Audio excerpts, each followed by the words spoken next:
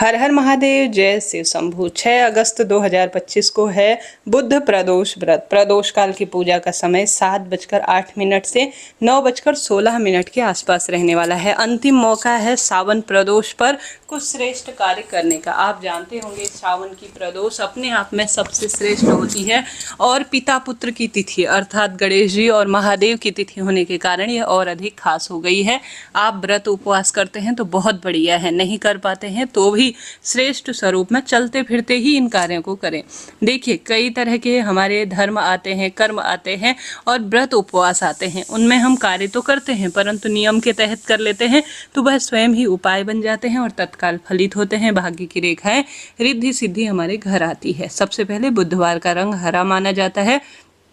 आप स्वयं हरे रंग के कपड़े पहने, अपनी जेब में हरा रंग का रुमाल भी रख सकते हैं। बहुत शुभ माना जाता है। कार्य की सिद्धि के लिए यह देखा जाता है। आप सभी को जल्दी उठकर सुंदर तरीके से प्रत्यक्ष देवता सूर्य भगवान को जल चढ़ाना है। निरंतर भगवान का ध्यान स्मरण करें। द्वादशी तिथि है तो तुलसी पूजन जरूर कीजिएगा। चावल का अगर आप दान कर देते हैं तो यह सबसे उत्तम और श्रेष्ठ माना जाता है। एकादशी व्रत को पूर्ण करने वाला होता है। द्वादशी तिथि पर चावल सेवन करना, दान करना, शिवलिंग पर चढ़ाना, ब्राह्मण को दान देना सबसे उत्तम माना जाता है। पहला उपाय जो आपके पास अंतिम मौका है सावन महीने की प्रदोष पर किए जाने वाले सर्वश्रेष्ठ उपाय के रूप में कैसे करना है। जैसे आपके घर पर रोज हारी बीमारी लगी रहती है, एक बार पति बीमार होते हैं, फिर वह ठीक होते हैं, बच्चे, फिर आप हो जाते हैं, घर का कोई ना कोई व्यक्ति बीमार हुआ ही रहता है, तो सावन प्रदोष के दिन ही यह कार्य किया जाता है। तुम्रकेश्वर महादेव की जय कहते हुए, तुम्रकेश्वर महादेव की जय कहते हुए आपको यह उपाय करना है। आप जानते होंगे 6 तारीख को प्रदोष जो है खूब लंबे समय तक रहेगी। 7 अगस्त को दोपहर 2:27 तक है। तो आप सभी को सुंदर रूप में 6 तारीख को यह प्रयोग करना है। 6 तारीख को आपको एक पीपल का पत्ता कहीं से लेकर आना है। पीपल का पत्ता और एक कनेर का फूल। स्क्रीन पर आप देख पा रहे होंगे कैसा पीपल का पत्ता होता है, कैसा कनेर का फूल होता है। इसे अपने घर पर आपको रखना है। 2, 4, 6 घंटे आप रख सकते हैं। देखिए, बुधवार को भी प्रदोष मान्य है और गुरुवार को भी प्रदोष मान्य है। तो आप बुधवार को पूरे दिन रात अपने घर में रख सकते हैं और गुरुवार को इसे प्रवाहित कर सकते हैं। बहुत सुंदर इसका परिणाम मिलता है। चाहे तो आप सुबह रखें और शाम को प्रवाहित कर सकते हैं, यह भी बहुत बढ़िया है। एक पीपल का पत्ता घर में किसी भी स्थान पर कनेर के फूल के साथ किसी कटोरी में रख दीजिए और प्रार्थना करें कि हे तुम्रकेश्वर महादेव, मेरे घर से सभी रोग मुक्त जीवन हो जाए और कष्ट मिट जाए, सांसारिक बंधन और दवाइयाँ छूट जाए। ऐसी प्रार्थना करते हुए आप चाहें तो इसे, जैसा मैंने बताया, घर में रखें। बाद में इसे आप दान जो है कहीं पर प्रवाहित कर दीजिए। कहीं नदी है दूसरे दिन या उसी शाम को आप प्रवाहित कर दीजिए। प्रवाहित करने के लिए नदी संभव नहीं है, उफान पर है, किसी मंदिर प्रांगण में नदी का भाव करते हुए वहाँ पर आप देखा होगा आजकल तो कोई भी गृह प्रवेश हो या कोई भी शुभ काम हो, हम सभी वहीं से जल भर कर लाते हैं। भगवान के मंदिर में नल ही हमारे लिए नदी के समान है। तो अपने घर में आप घुमा सकते हैं। हालांकि गुरुजी ने यह नहीं कहा कि इसे घर में घुमाएं, परंतु घर में रखे हैं तो सारी इसमें नकारात्मक ऊर्जा आपकी समाहित हो गई है। इच्छा आपकी है, आप घुमा सकते हैं। नहीं तो पीपल का पत्ता और कनेर का फूल जो आपने प्रदोष पर रखा है, तुम्रकेश्वर महादेव का नाम लेकर इसे बहते पानी में परिवार की सब परेशानी मिट जाए ऐसी प्रार्थना करते हुए प्रवाहित कर दीजिए। निश्चित रूप से आपके सब काम सिद्ध होंगे और आपके रोग मुक्त परिवार हो जाएगा।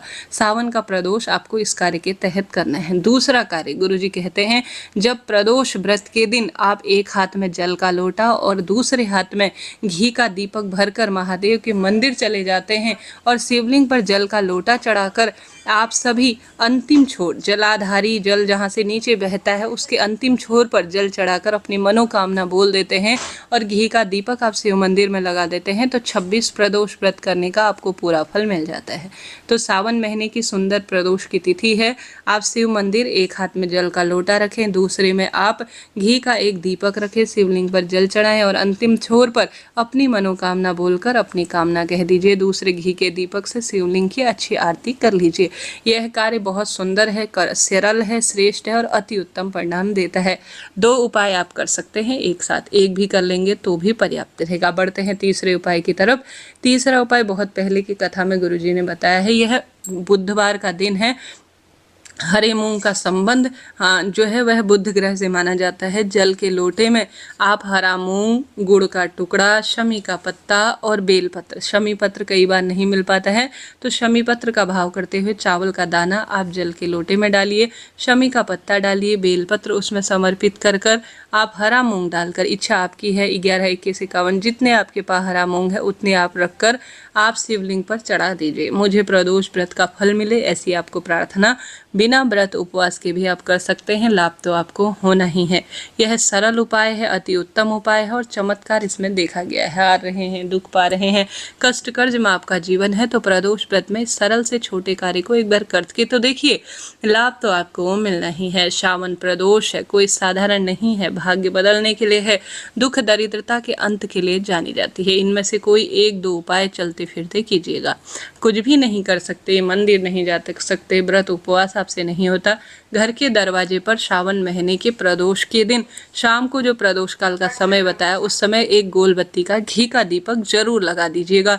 इसका भी बहुत सुंदर और श्रेष्ठ परिणाम देखा गया है। करने में कोई दोष नहीं है, एक बार प्रैक्टिकल कर लीजिए जी, बहुत सुंदर, श्रेष्ठ, अति उत्तम आपको इसका परिणाम मिलने वाला है। इस तरह से यह जानकारी थी। जरा सा भी वीडियो उचित उपयोगी रहते हैं तो लाइक करें, शेयर करें, सब्सक्राइब करें। ज्योतिष संबंधी कोई जानकारी चाहिए तो आप सभी जो है थोड़ा ब्राह्मण दक्षिणा देकर ऊपर दिए गए नंबरों से पूछ सकते हैं। साथ के साथ प्रदोष व्रत है, आप सभी शिवलिंग पर हरा मूंग 108 की संख्या में चढ़ा सकते हैं। दुर्वा घास जो कि रोग मुक्ति करती है, वंश वृद्धि में सहायक होती है, 108 दुर्वा शिवलिंग पर चढ़ाते हैं या शिव का श्रृंगार करते हैं तो बहुत लाभ देखा गया है। गणेश जी महाराज को दुर्वा की माला समर्पित कर देते हैं तो भी यह सौभाग्य की सूचक मानी जाती है। दुख दरिद्रता के अंत के लिए सबसे सुंदर है, करके देखिएगा। ऐसा करना सौभाग्य में वृद्धि करता है। अगर आप इस दिन 1 कटोरी चावल का दान कर देते हैं तो द्वादशी का संपूर्ण फल मिल जाता है।